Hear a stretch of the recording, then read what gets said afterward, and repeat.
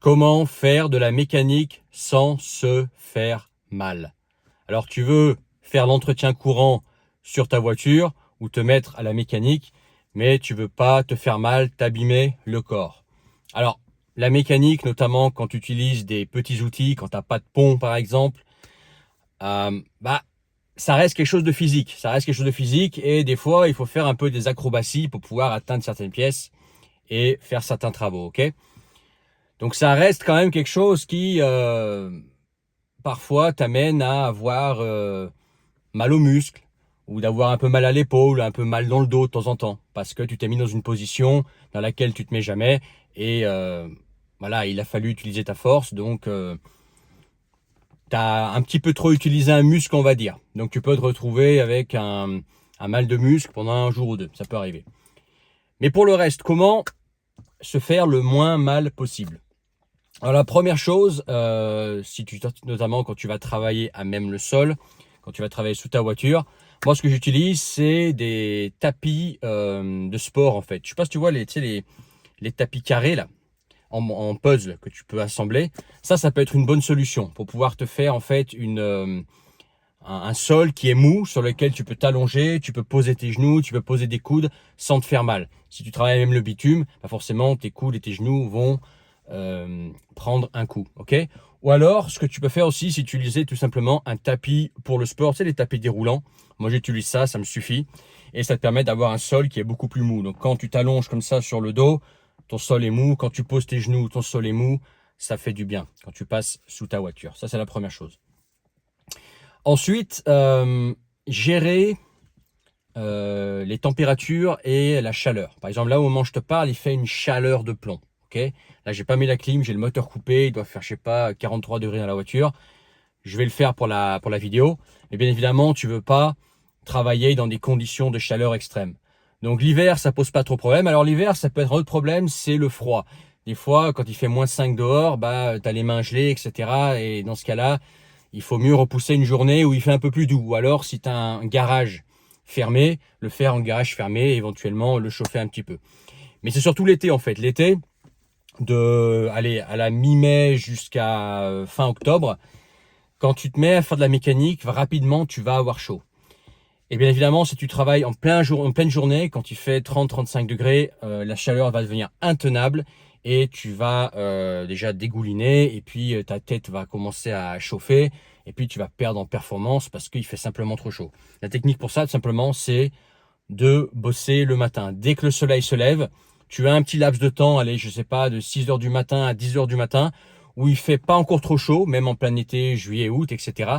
Et où tu as le temps de faire des travaux, aller sur une plage de 4 à 3 heures où on bosse, entre guillemets, à la fraîche. Ça veut dire que on évite la chaleur de la journée. Et la journée, on bosse pas. Et éventuellement le soir, après 19 heures, peut-être même un peu plus tard, s'il fait vraiment chaud, tu as 2 heures à peu près pour lesquelles bosser où il fait pas encore trop chaud, à condition que tu es long. Bien évidemment, ne pas travailler en plein cagnard parce que tu vas prendre des coups de soleil. Autre chose, c'est quand tu travailles en plein soleil, tu vois mal en fait. La lumière est tellement forte que tu vois mal. Tu es mieux en fait à travailler à l'ombre. Et s'il faut utiliser une lampe de torche, une lampe de poche pour regarder ce que tu fais, que de travailler en plein soleil où tu es ébloui et puis tu te prends le soleil sur la tronche. Donc un, c'est chaud. Deux, c'est les coups de soleil éventuels. Donc bien voilà, utiliser les plages horaires de la journée où il fait le moins chaud, notamment en été. Et puis l'hiver, garage fermé ou sinon attendre une journée un peu plus douce et s'habiller plus chaudement. Ok, donc ça c'est une deuxième façon de ne pas s'abîmer la santé quand tu fais la mécanique. Et dernière chose, c'est que n'oublie pas, c'est que toi et moi, nous sommes des mécaniciens du dimanche. Nous travaillons pas dans un garage. On n'a pas de patron qui nous met la pression. On n'a pas de client qui est pressé et qui veut vite que sa voiture soit réparée. On n'a pas de cadence à suivre.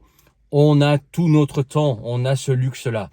Donc si jamais y a quelque chose qui doit se faire lentement parce que tu es dans une position pas agréable et que tu veux te reposer, boire un coup. Pense bien à boire beaucoup d'eau quand tu fais de la mécanique, quand il fait chaud. Ok, bien s'alimenter en eau.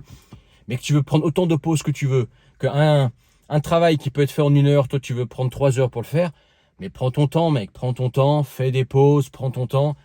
Il n'y a pas de patron, il n'y a pas de garage, il n'y a pas de client qui te met la pression, il n'y a pas de cadence à suivre, il n'y a pas de pression. Tu travailles sur ta voiture tranquille, chez toi, et tu prends tout le temps que tu veux. Donc en prenant ton temps, tu peux t'éviter des fois des mots parce que tu as des positions qui sont chiantes à tenir, qui sont physiques. Tu te dis, bah, tu sais quoi, je vais prendre mon temps tranquillement, je referai ça demain.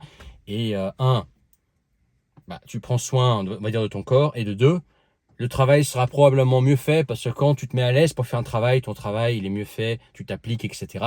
Alors que quand tu es dans une position chiante, tu dis putain, j'en ai ras le bol, j'ai envie que ça finisse, et bah tu te mets à faire du bâclage, tu te mets à faire les choses rapidement. Et c'est la meilleure façon déjà d'une de faire une connerie. Alors qu'on travaille sur une voiture, quand même, la voiture c'est quand même un élément de sécurité. Hein. C'est ta sécurité, mais aussi les usagers en face. Donc il faut faire un travail de qualité. Et puis ce sera fait plus proprement. Ok. Voilà quelques clés. Si tu veux partager des clés pour pas t'abîmer à la santé en faisant de la mécanique, fais le savoir en commentaire. Éventuellement aussi, j'en ai parlé dans l'autre vidéo, mais mets des gants pour éviter de trop toucher les produits nocifs d'une voiture. Tous les liquides, c'est vachement nocif pour la peau. Ça aussi, c'est bien pour éviter de t'abîmer à la santé. Donc pense à mettre des gants, travaille avec des gants. Si tu as l'habitude de travailler avec les mains nues, les gants, c'est un coup à prendre. Les gants nitriles, moi je prends, c'est super fin, jetable. Pour pas justement toucher tous les produits nocifs. Et puis après, voilà, moi c'est comme ça que je bosse et que je me mets à l'aise. Si toi tu veux partager des petites techniques dans ce sens-là, fais le savoir en commentaire. Partage cette vidéo, n'oublie pas de t'abonner et mettre ton pouce. Et puis je te dis à bientôt pour une autre vidéo.